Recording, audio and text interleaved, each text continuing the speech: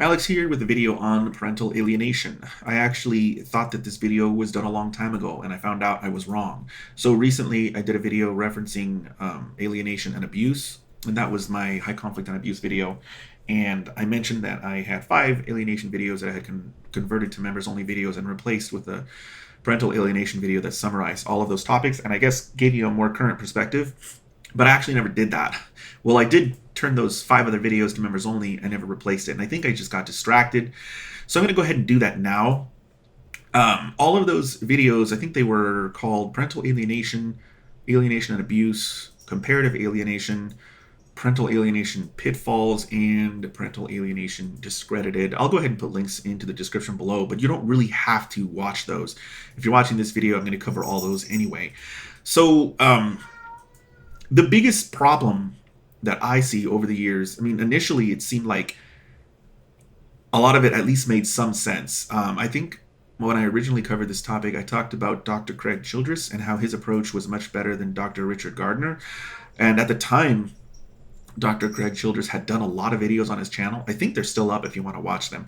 But he did start to get some criticism eventually. And I'm not sure whether I believe the criticism or not, so much as my own perspective of parental alienation has changed because of how most people seem to use it, which in my opinion is a useless way to use it and a distraction when it comes to a court case. But one of the things that I do remember Dr. Craig Childress argued was that the only way that you can cure what's going on is to take the child away from the alienator for at least, I don't know if he said 6 months or 2 months, but it was months, and to place them with the targeted parent to restore their bond. But now, the more I think about it and the more my observations on high conflict child custody are sort of cemented, the more I realize that it doesn't really matter how long you put the child with the targeted parent. Once the child resumes contact with the alienator, all of the same abuse is going to occur. And that's because it is abusive. And that's what I mentioned in the video Alienation and Abuse. A lot of people think that alienation is just done by lies. Okay, your parent is bad. They have issues. They are terrible. And telling all of these lies to a child is how they accomplish alienation. But I feel like that's just like 1% of it. I guess I'll give 2 examples of what I think really alienators do. One example is this technique where they will say that you have a visit that you really don't. They'll tell the child that you have, yeah, your dad's going to come see you on Wednesday, but it's not really an actual day that your dad's going to, it's like they just came up with it so that when you don't show up to get the child, they claim, oh, see, your dad doesn't love you. That's why he didn't come. When in reality, you have no idea that this is what's being told to your child. You have no idea to even say anything to your child about it because it wasn't on your visitation schedule. It's not part of your timeshare.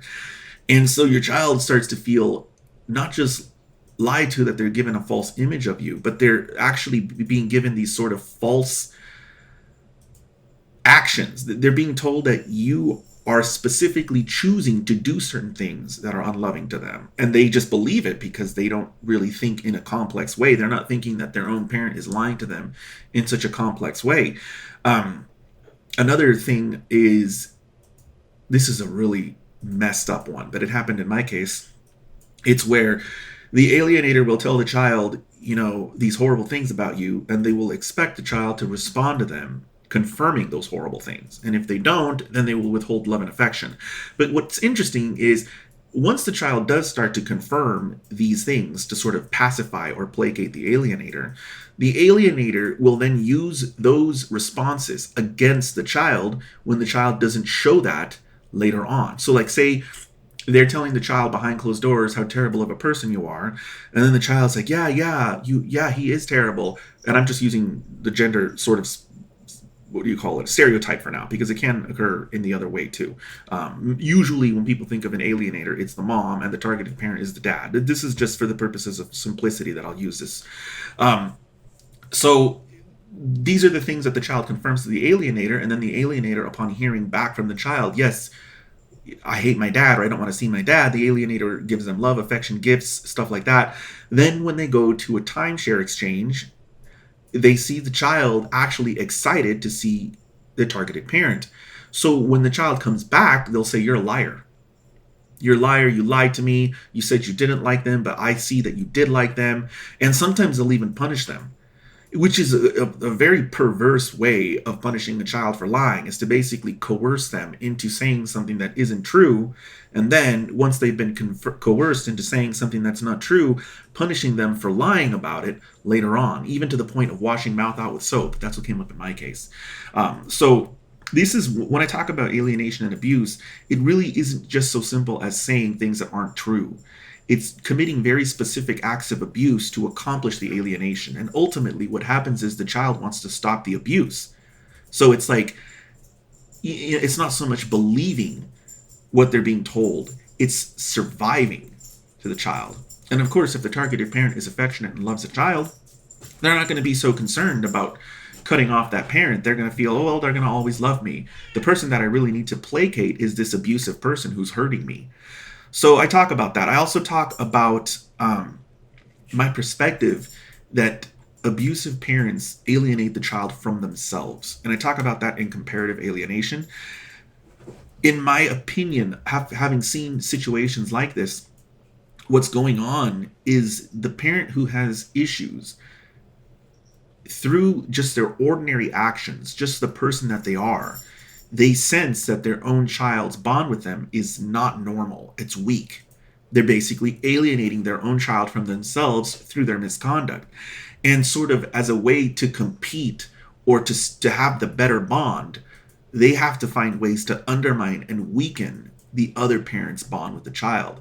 So alienation, in a sense, to me, is occurring with both parents, one of them through their misconduct to themselves, and the other way is through the deceit and abuse to weaken the bond with the other parent.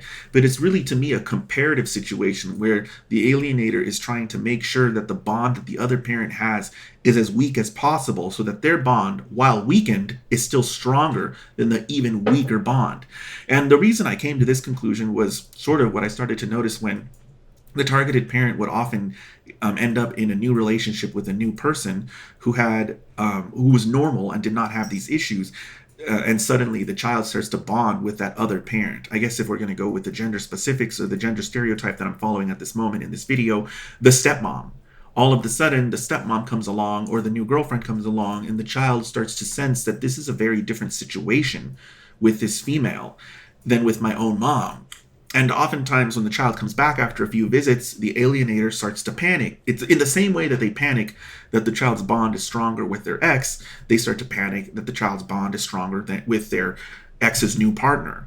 So really, comparative alienation to me is sort of the bedrock of what's going on and why it happens. And it's probably also why it's so confusing when this issue is actually resolved and the targeted parent actually wins. The alienator goes to court and says that their child is being alienated from them. I've seen this happen many times. The alienator complains that their child doesn't want to see them anymore because after they've committed multiple acts of egregious parental misconduct and they've lost custody of their child, their ability to abuse the child is curtailed significantly because they just don't have the child with them very often. And they start to notice that the child is bonding very strongly with the healthy targeted parent and their new partner especially, and they end up filing papers to go to court and argue that they're being alienated, when really they're just alienating their own child from themselves. This is kind of what I talked about earlier on in the video with the parental alienation being used incorrectly, where you have a parent going to court and arguing, here's the alienation, here's the proof of the alienation, when really they're not proving specific acts of misconduct, they're just proving the outcome. And so you have a judge who's understanding that this child doesn't want to see this parent, but they don't know why. So the person who's complaining of alienation is standing there arguing, can't you see the alienation? And the judge and lawyers can see it. They just don't know whose fault it is. And so this is one of the things that makes alienation such an annoying, I think, label for a lot of judges and lawyers these days, because probably more often than not, it's somebody who's complaining that their own child doesn't want to see them without any proof as to why it is occurring. And there's also situations where the child is just in their teenage years and there's nothing that anyone can do about it because it's too late, especially when it manifests in the form of runaway. So you have a situation with the parent who's constantly got the child running away. So what's the court supposed to do? There have been situations where judges tried to force a child to do what the judge ordered, only for the judge to be lambasted in the media. Two different judges have been attacked for this. One is District Court Judge Rena Hughes in Nevada. And then there was another one, I can't remember where. I want to say New Jersey, but don't quote me on that. If you Google around for it, you'll find it. Something like threatening the children that they're going to go to the equivalent of Child Haven. I don't know what they called it in the other state. And both judges got blasted, and I think both judges got ousted by the electorate. I know for sure Rena Hughes did, but I'm not sure about the other one. In any event, this is another problem, is sometimes you'll have a situation where there probably is bona fide alienation occurring, but it's too late now. What's anyone going to do? Aside from terminating the parental rights of the alienator, which is the most extreme action a court can take that all courts are so reluctant to take. Like I mentioned earlier, there was arguments by Dr. Craig Childress and others of his kind that you could heal, and I think they call this reunification therapy, and I might even have a separate video on reunification therapy. And I talk about why. I'm not going to talk about it in this video. I have a separate video on it. Please watch it. But in a nutshell, reunification therapy really can't possibly work because the alienator will continue to undermine the therapy. It's just, I think, something that it's not that they're unwilling to go through with, it's something that they're incapable of going through with.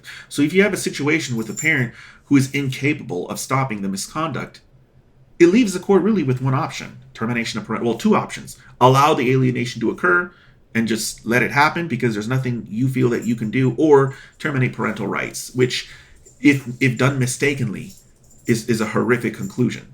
They want to make sure that they're 100% absolutely sure that termination of parental rights is the right way to go. And there's also constitutional and statutory constraints that get in the way of that for good reason. And I talk about that in the video, termination of parental rights, which did actually happen in my case, though it was for abandonment.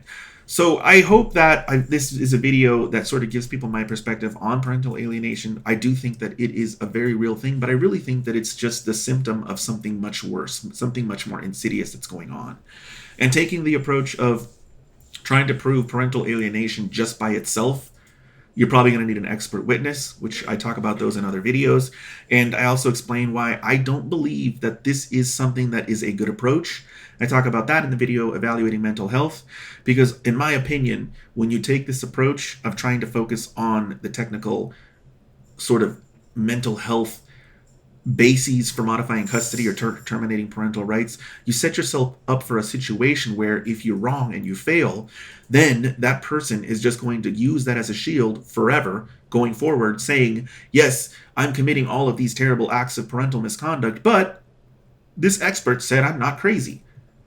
And I've seen that. It's the same thing with using CPS. People go to and call CPS. CPS gets involved. CPS says the allegations are unfounded. Now they have that shield. So people go into court and try to argue all of these acts of abuse and neglect, and the parent will say, well, CPS was called and they said I'm not doing anything wrong. And so now you really can't prove your own case, and you really can't focus on the issues that matter. In my opinion, it's the acts of abuse and neglect that matter. It doesn't matter if somebody has mental health issues. I'm sorry, but in my opinion, it doesn't. Maybe I'm not sorry. If a child is being subjected to abuse and neglect, it doesn't matter if the parent is healthy in their mind or not. The problem, in fact, in my opinion, it's even worse if they don't have a mental health issue and they're committing acts of abuse and neglect. It shouldn't be a shield to the court. Hey, it's okay that I'm doing these horrible things because this expert said I'm not crazy. It's actually worse because they're sane and they're committing the acts of abuse and neglect. Oftentimes when it comes to high conflict abuse and alienation abuse, you're dealing with these people who are not addicts. They don't have alcoholism issues. They don't have drug use issues. They have jobs. They go to work. And it's so difficult for the court to pinpoint these people as problem people because they have these other cases that are so obvious. Parents using heroin or meth, and they're just obviously unfit parents. And then they have your case and they're like, this person lives in a home, has a job, and these issues just don't seem to me to be that bad. And when you involve these mental health experts or you involve CPS and these people come to court and say, we don't see alienation, we didn't find these allegations to be true, you have this situation for the court that's very confusing. where they don't know what to do because these horrible things might be happening, but this parent is being apparently an okay person in the head, and so really I just need to scold them and send them out of the courtroom. And this is what I talked about in the video, evaluating mental health. So I talk about a lot of the details in that video, and the approach that I took in my own case was to just really focus on the abuse and neglect, prove the abuse and neglect, win the hearing, win the motion, and move on. And that's what I did. You can actually watch all of the paperwork that I filed. You can watch the evidentiary hearings for yourself if you go into the My Docket series. But this is just one of those issues that if you really don't know how to approach it, at best you're wasting everyone's time, and at worst you're annoying them. And I don't know what to say, because I feel like a lot of parents, or probably a lot of my viewers, understand this, and the ones that don't probably are in a situation where they may be at least partly to blame for why their own child is being alienated from them. Their own actions and misconduct may be part of the problem. So I don't know, guys. This is just a really tough topic because so many people talk about this as a serious issue, and it is a serious issue. But if it's a serious symptom, then it's not the label parental alienation that's really the thing that needs to be paid attention to. It's what's hiding underneath the surface. What is at the core of this problem? And I think if more people focus on that, they might have better luck in their cases, and they might have less frustration with the reactions that they're getting from their own lawyer and from the judge. If you guys have any questions, feel free to post them down in the comments below, and I will see you guys next time.